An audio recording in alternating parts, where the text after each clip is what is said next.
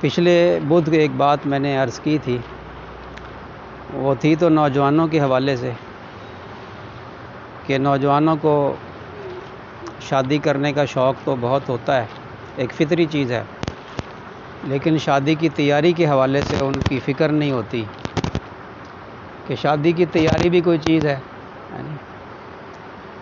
شادی کی تیاری عام طور پر یہ سمجھتے ہیں کہ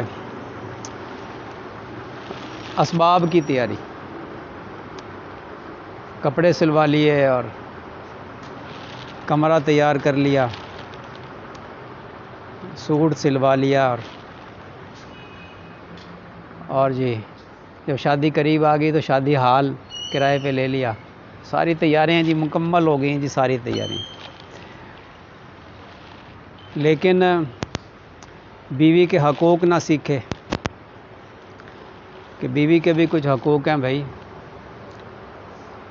گھر کی زندگی کیسے گزارنی ہے شریعت و سنت کے مطابق، اس کو نہ سیکھا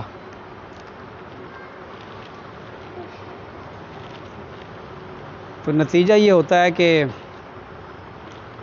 ازدواجی زندگی میں فیل ہو جاتا ہے انسان۔ تھوڑے دن جو ہیں وہ گزر گئے خوشی میں، اس کے بعد پھر پریشانیاں شروع ہو گئیں، سال گزر گیا، 2 سال گزر گئے،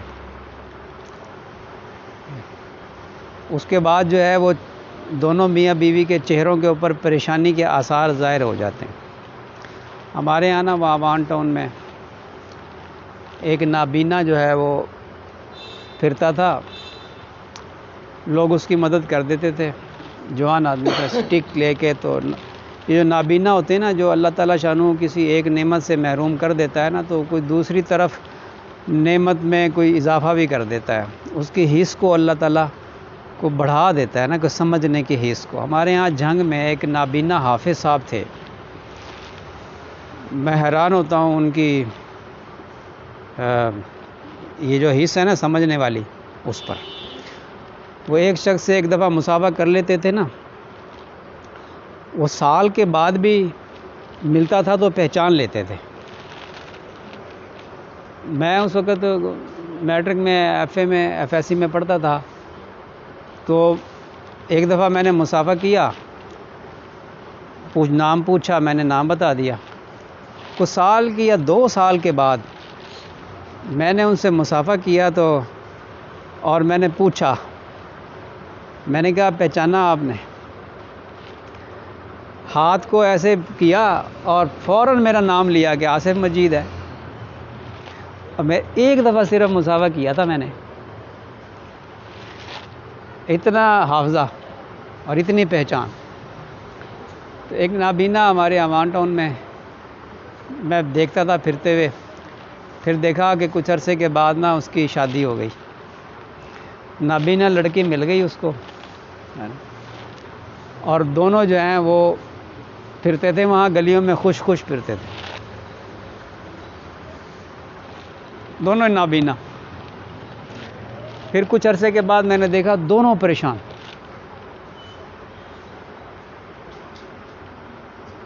اللہ جانے ہے، یہ تو بات ویسے مجھے خیال آ گیا، اللہ جانے کیا ان کی پریشانی تھی، کیا تھا کیا نہیں تھا۔ لیکن جو بات جس بات سے مجھے یاد آئی ہے نا، وہ یہ آئی ہے کہ شادی کرتے ہیں بڑے خوش تھوڑے عرصہ خوش ہوتے ہیں، اس کے بعد پھر پریشانیاں شروع ہو جاتی۔ وہ لڑکی جو ہے اپنے ماں باپ سے اپنے خامند کی شکایات کرتی ہیں وہ لڑکی، اور مرد جو ہے وہ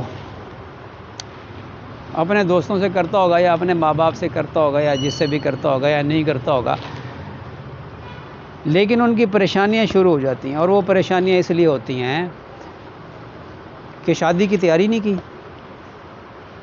ایک دوسرے کے حقوق سیکھے ہی نہیں۔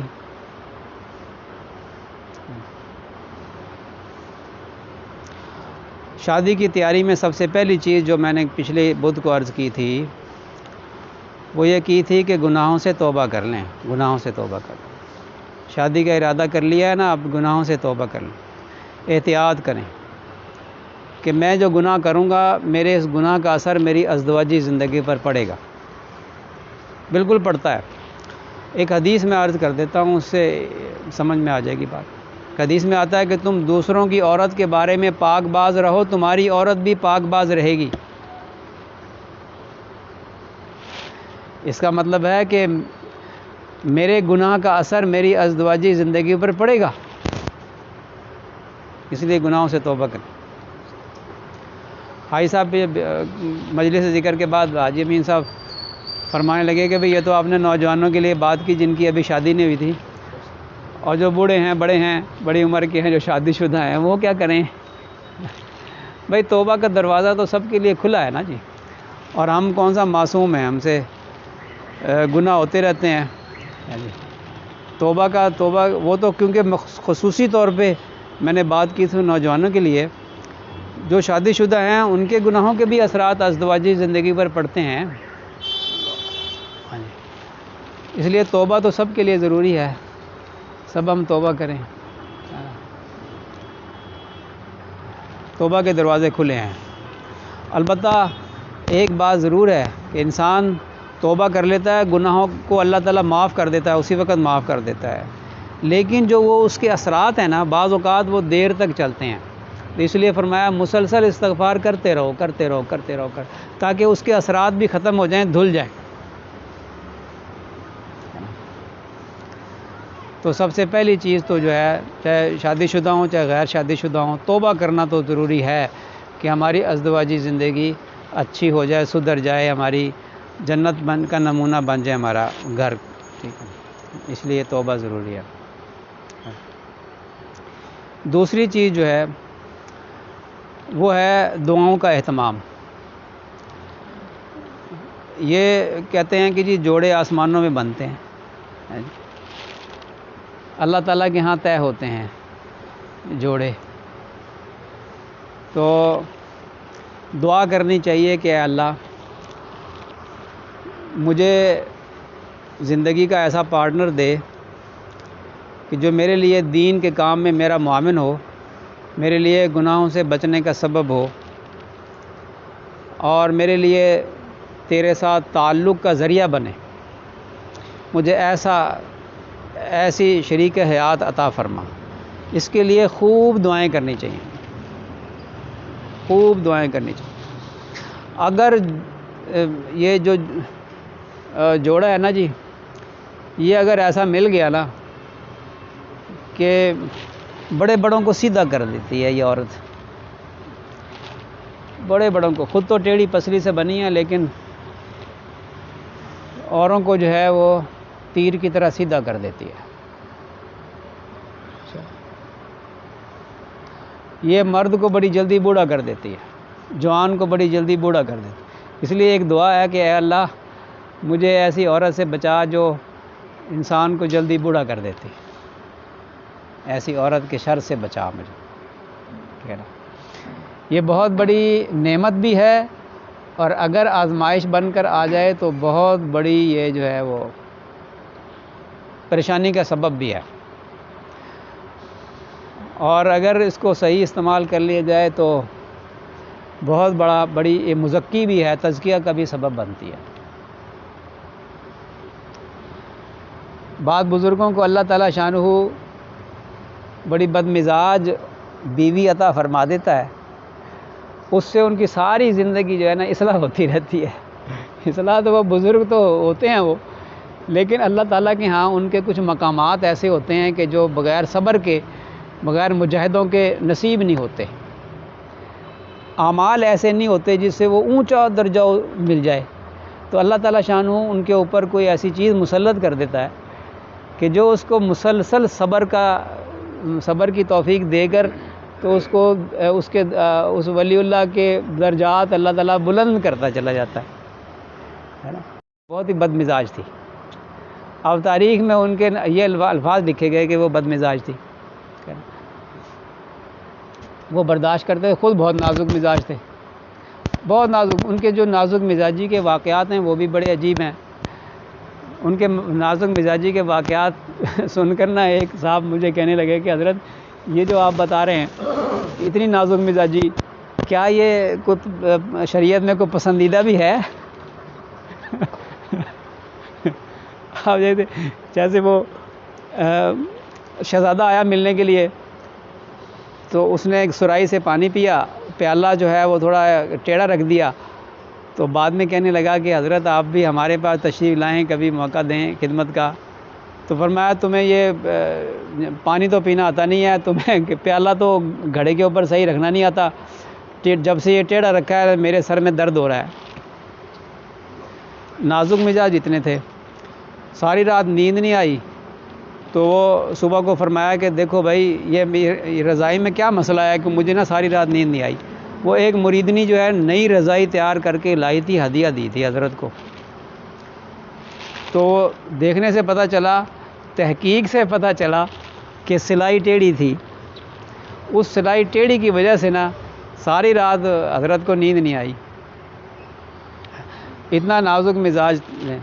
وہ ایک رافضی نے جو ہے نا گولی ماری تھی، اس سے شہید ہو گئے تھے، تو چند دن جو ہے وہ زخمی رہ کر شہید ہو گئے۔ تو کسی نے پوچھا کہ حضرت کیا حال ہے طبیعت کا؟ فرمائے لگے کہ وہ نا اس کی زخم کی تو اتنی تکلیف نہیں ہے، لیکن وہ جو گولی ماری تھی نا اس نے، تو اس کا جو بارود ہے نا، وہ بارود کا دھواں جو ہے نا، اس کی بدبو میرے دماغ میں چڑھ گئی، اس کی وجہ سے میرے سر میں درد ہے۔ وہ اتنے نازک مزاج تھے حضرت مرزا مظہر جان رحمۃ اللہ علیہ۔ الہام ہوا تھا کہ ہم آپ کو ایسی بیوی دیں گے کہ جو ہے نا آپ کے درجات بلند کروا دے گی۔ اس کو طلاق نہیں دیتے تھے، وہ بد مزاج تھی، بدتمیزی کرتی تھی، ایسے الفاظ کہتی تھی کہ بھی وہ کوئی نہ کہنے کے قابل ہے نہ لکھنے کے قابل ہیں، لیکن برداشت کرتے، صبر کرتے۔ ان صاحب نے مجھ سے پوچھا کہ حضرت کوئی اتنی جو یہ جو نازک مزاجی ہے کیونکہ شریعت کے اندر کوئی پسندیدہ ہے؟ میں نے کہا کہ بھئی اسی لیے تو وہ عورت مسلط کی تھی اللہ تعالیٰ نے، وہ فطرت میں مزاج تھا نا نازک مزاجی، اس کی کسر اللہ تعالیٰ نے ایسے نکال دی۔ تو بعض اللہ والوں کے ساتھ اللہ تعالیٰ ایسا معاملہ کر دیتے ہیں، کوئی بیماری ڈال دیتے ہیں تو وہ اس کو صبر کرتا ہے، برداشت کرتا ہے، اللہ تعالیٰ اس کو ترقی عطا فرماتے رہتے ہیں۔ بعضوں کے اندر غصہ زیادہ ہوتا ہے تو اللہ تعالیٰ کوئی نہ کوئی چیز ان کے اوپر ایسی مسلط کر دیتا ہے کہ اس کا یہ کنٹرول ہو جائے۔ یہ ہوتا ہے، یہ اللہ تعالیٰ کرتے رہتے ہیں۔ لیکن اللہ تعالیٰ شانوں سے عافیت مانگنی چاہیے، اور ایسی عورت مانگنی چاہیے جو اس کے دین کے کام میں معاون ہو، اس کو ترقی دلائے گی۔ دین کو دیکھیں، جس کی عورت نیک ہوتی ہے نا اور دین کے کام میں معاون ہوتی ہے، اللہ تعالیٰ اس سے دین کا کام بہت لیتا ہے۔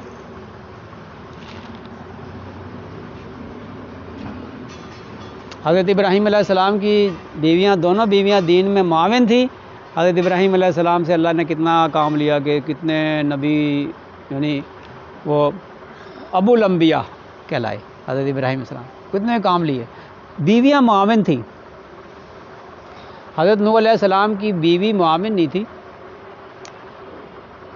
اور حضرت لوط علیہ السلام کی بیوی بھی معاون نہیں تھی۔ نبی تو وہ جلیل القدر ہیں، بہت بڑے بڑے ہیں، لیکن کام نہیں پھیلا زیادہ۔ نبی وہ بے شک جلیل القدر، لیکن جن نبیوں سے اللہ نے بہت زیادہ کام لیا ہے نا، ان کی بیویوں نے بھرپور تعاون کیا ہے۔ یہ بات میں عرض کرنا چاہ رہا ہوں، جس کی بیوی معاون ہوگی دین کے کام میں، وہ دین کا کام بہت کر سکتا ہے۔ دو کی دعائیں شامل ہو جاتی ہیں، اس لیے دعا کا اہتمام کرنا ہے۔ جن کے ساتھ ہو گئی سو ہو گئی، دعا کا دروازہ تو ان کے لیے بھی کھلا ہے، دعا کا دروازہ بھی کھلا ہے، اور دوسری کا بھی دروازہ کھلا ہے، تیسری کا بھی دروازہ کھلا ہے۔ یہ ہم نے خود بند کیا ہے۔ ہم مسکین رہنا چاہتے ہیں، نہ شیر بننا چاہتے ہیں، نہ ببر شیر، ہے نا۔ بعض حضرات یہ میری اصطلاح کو سمجھتے ہیں جو ڈائری پڑھتے ہیں۔ بہرحال دعا کا راز، دعا جو ہے وہ تقدیر کو بھی بدل دیتی ہے۔ تقدیر دو قسم کی ہوتی ہے، ایک مبرم اور ایک معلق۔ جو طے ہو گیا نا، موت آنی ہے، اس دن آنی ہے، وہ طے ہے، وہ نہیں بدل سکتی۔ اور پھر ہمیں پتہ بھی نہیں تقدیر میں کیا لکھا ہے. اس لیے دعا مانگنے کا ہمیں حکم دے دیا گیا. دعا مانگو، تم نہیں جانتے تقدیر میں کیا لکھا ہے، مانگو بس. اگر اللہ تعالیٰ نے اس کو بدلنا نہیں ہے تقدیر کو، تو اللہ تعالیٰ اس کا بدلہ قیامت کے دن دے گا، یا دنیا میں کوئی پریشانی دور کر دے گا. دعا کو ضرور قبول کرتا ہے اللہ تعالیٰ، اس لیے کہ یہ نص سے قطعی ہے. اللہ تعالیٰ نے فرمایا ہے کہ ادعونی استجب لکم، دعا مانگو میں ضرور قبول کروں گا.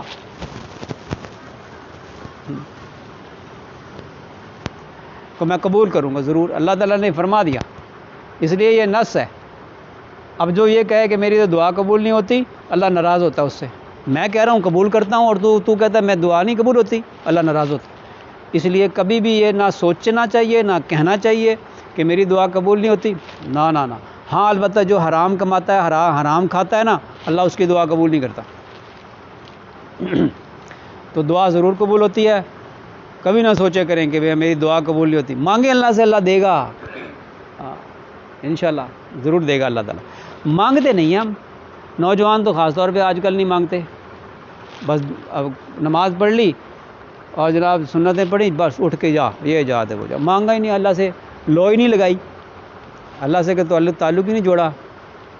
میرے مسئلے میرے مولا نے حل کرنے ہیں، دنیا کے بھی آخرت کے بھی، تو میں مانگوں تو صحیح اپنے مولا سے. مانگتے نہیں. مانگیں اللہ سے، مناجات کریں اس سے، چھوٹی چھوٹی چیزیں بھی مانگیں اس سے کہ اللہ تو نہیں مسئلہ حل کرنا، میں جا تو رہا ہوں کام سے، مسئلہ تو نہیں حل کرنا ہے. دل میں بھی مانگیں، زبان سے بھی مانگتے ہوئے جائیں، اللہ تو نہیں میرا مسئلہ حل کرنا ہے. تو نوجوان جو ہیں وہ کثرت سے اللہ سے مانگیں، خوب مانگیں اللہ سے کہ اے اللہ میری ازدواجی زندگی کو بہترین کر دیں، میرے گناہوں کے اثر نہ ڈالنا میری شادی کے اوپر. اللہ سے مانگنا چاہیے. اللہ تعالیٰ ہمیں صحیح سمجھ عطا فرمائے، عمل کی توفیق عطا فرمائے. وآخر دعوانا الحمد